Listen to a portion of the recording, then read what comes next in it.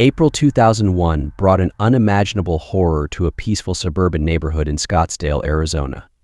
The Fisher family, Robert, his wife Mary, and their two children, Brittany, age 12, and Bobby, age 10, met a brutal and tragic end in their own home. A violent blaze tore through the house, leaving nothing but charred remnants and unanswered questions. But beneath the smoldering ashes, a disturbing truth lurked. This was no ordinary fire, and the nightmare had only just begun. The Fisher case quickly captured the nation's attention, not only due to the brutality of the murders, but also the unsettling disappearance of the prime suspect, the father, Robert Fisher. Born on April 13, 1961, in Brooklyn, New York, Robert William Fisher was an avid outdoorsman from a young age, with a fierce passion for hunting and fishing that would later define much of his life. Yet behind this rugged image, secrets lay hidden, waiting to unravel. As Robert Fisher grew older, his reserved nature and attention to detail became defining traits, qualities that years later would draw suspicion. His father, William, was a banker, and his mother, John Howell, formed the foundation of a family with 3 children, Robert and his 2 sisters. But behind the Fisher household's semblance of order and stability, seeds of tension quietly took root, foreshadowing a tragedy yet to come. At the age of 15, Robert's life took a drastic turn.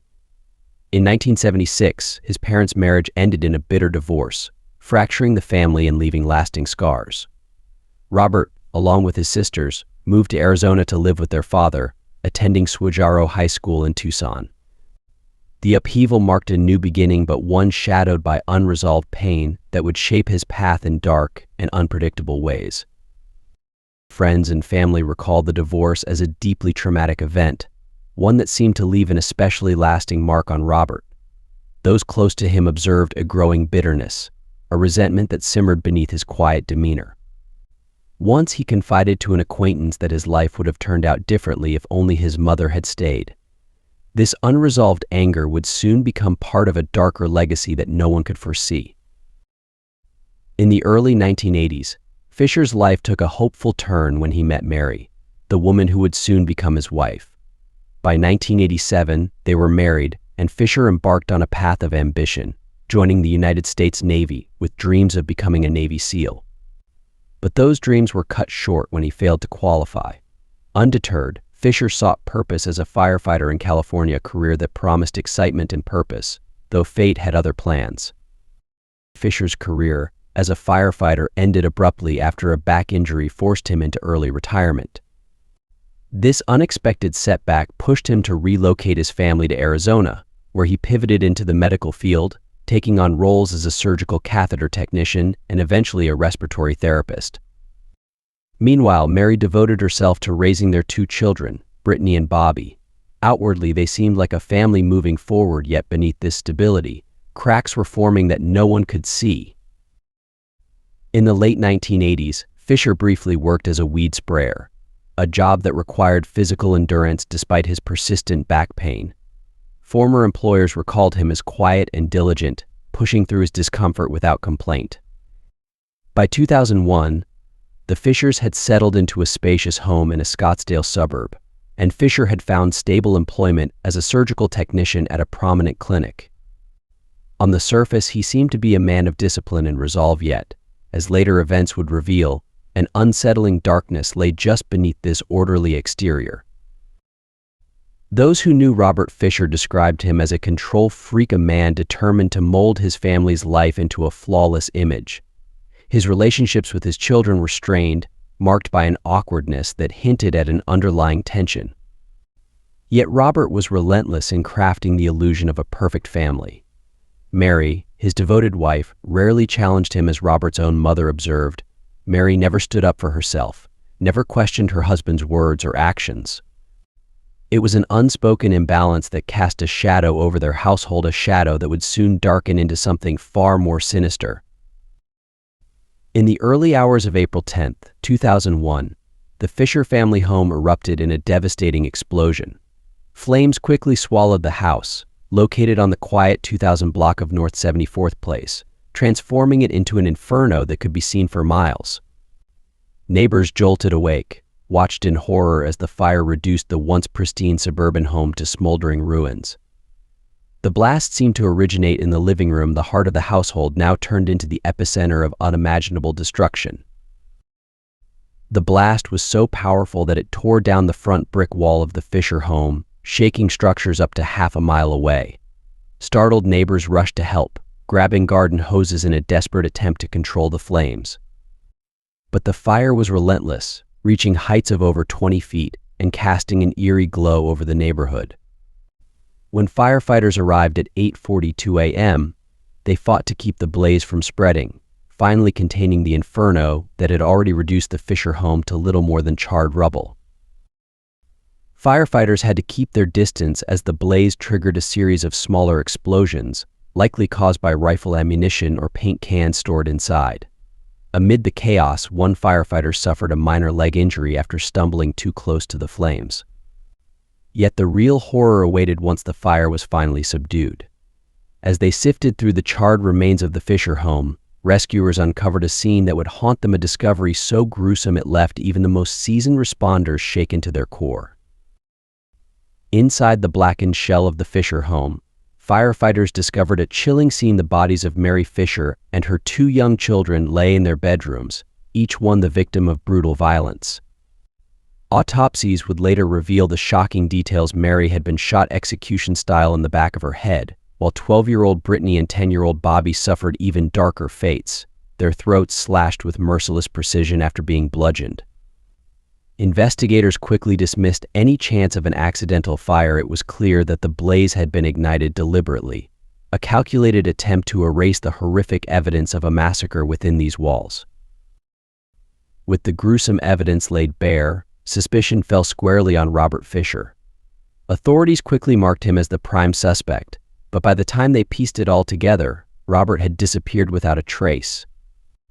As investigators launched a frantic search, a dark and unsettling portrait of Fisher began to unfold, revealing the complex and troubling layers of a man who could be capable of such monstrous violence.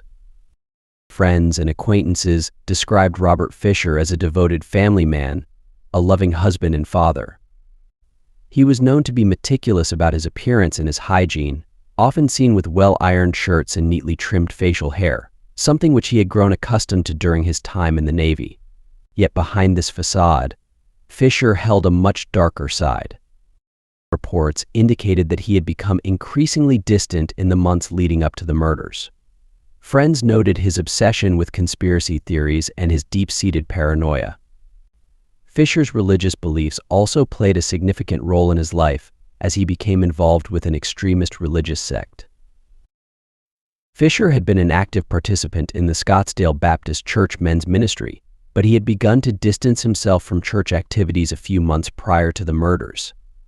In 1998, the Fishers sought marital counseling from their church's senior pastor.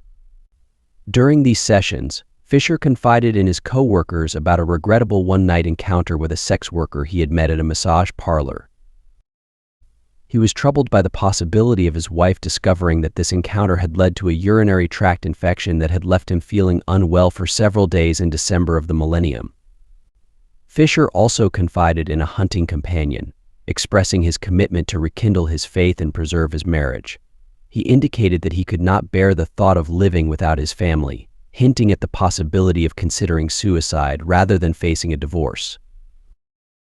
Psychologists noted that intense fear of loss is not uncommon amongst individuals who have been deeply affected by divorce during their adolescence. In the weeks leading up to her tragic death, Mary Fisher confided in several friends about her intentions to initiate divorce proceedings with her husband. According to a neighbor of the Fisher family, on April 9th, approximately 10 hours prior to the house being engulfed by an explosion, the couple engaged in a loud argument. Robert's prior cruelties came to light from several people who had once known him. One of Fisher's hunting companions told authorities that Robert was ashamed that his son didn't know or have any interest in hunting or fishing, and in order to teach his children how to swim, he threw them both off a boat. In another incident, Fisher killed an elk and disturbingly smeared its blood all over his face. On at least one occasion, he surreptitiously approached a family enjoying a picnic and discharged his firearm into the air, Several years before the tragic demise of his wife and 2 children, Fisher shot a stray pit bull. He asserted that he had done so in defense of his Labrador retriever, which was being attacked by the pit bull. However, law enforcement authorities contended that he had intentionally engineered the situation to have an opportunity to shoot the dog. As the search for Fisher intensified, investigators uncovered evidence that painted a troubling picture of the suspect. Blood found at the crime scene was determined to match his DNA, and forensic experts discovered large sums of money withdrawn from his bank accounts shortly before the murders. It appeared as though Fisher had meticulously planned the crime. With witness statements regarding their prior experiences with Fisher, it became evident that it was likely that Robert never saw divorce as an option, and instead decided to take the lives of his wife and children. The gas line leading from the rear of the house's furnace had been deliberately disconnected. Subsequently, the amassed gas was ignited by a candle that Fisher purportedly had lit. He waited for hours, allowing the gas to build up and slowly descend towards the candle's flame. This delayed ignition mechanism, which would have provided him with a significant head start of approximately 10 hours in his successful evasion of law enforcement. Law enforcement formulated a theory suggesting that the murders occurred between 9:30 p.m. and 10:15 p.m. Notably, at 10:43 p.m., Fisher was captured on an ATM surveillance camera as he withdrew $280, with Mary's Toyota 4Runner visible in the background. The final tangible clue regarding Robert's location emerged on April 20th, when authorities discovered his Toyota 4Runner and his dog, Blue, in Tonto National Forest, near the town of Young, approximately 100 miles to the north of Scottsdale. Blue was notably hungry and in an agitated state when found by the authorities. In the prior ATM surveillance footage, Robert had been wearing an Oakland Raiders hat, which was retrieved from inside the vehicle. There was a complex cave network nearby. However, only a single cave was ever searched. Police also never searched the Fort Apache Indian Reservation, which was less than a mile from where the vehicle was found. There were footprints leading to the reservation. However, for reasons unknown, authorities did not search the area any further. A couple witnessed a man resembling Robert Fisher walking along Young Road a few days before the Toyota was discovered, and it was later stated by a family friend that Robert used to go camping in the area where the car was found. Numerous sightings of Robert Fisher were reported across the country, but all leads turned out to be dead ends. On July 19th of 2001, an Arizona Superior Court issued a state arrest warrant in Phoenix, charging Fisher with 3 counts of first-degree murder and 1 count of arson.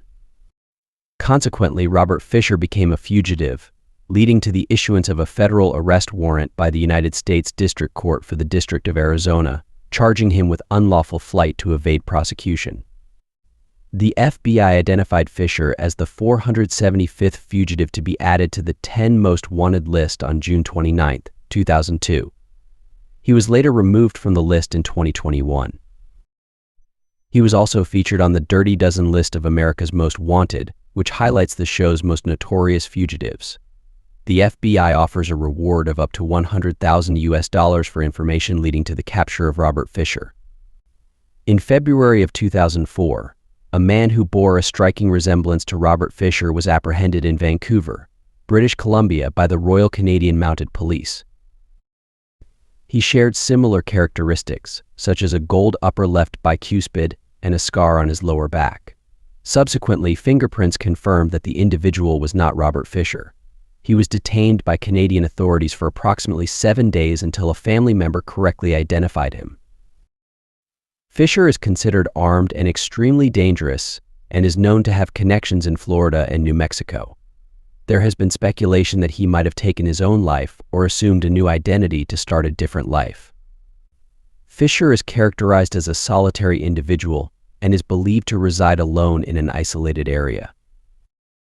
He is Caucasian, has brown hair and blue eyes, is of medium build, stands at 6 feet tall, and weighs approximately 190 pounds. He would be 62 years old in 2023. Fisher is physically fit and is a passionate enthusiast of outdoor activities such as hunting and fishing. A distinctive feature is the noticeable gold crown on his upper left first bicuspid tooth. It's possible he might walk with an exaggerated upright posture with his chest pushed out owing to his lower back injury. Fisher is recognized for his heavy consumption of chewing tobacco. He has connections to both New Mexico and Florida. Additionally, it is believed that Fisher possesses multiple firearms, including a high-powered rifle. He is considered armed and extremely dangerous.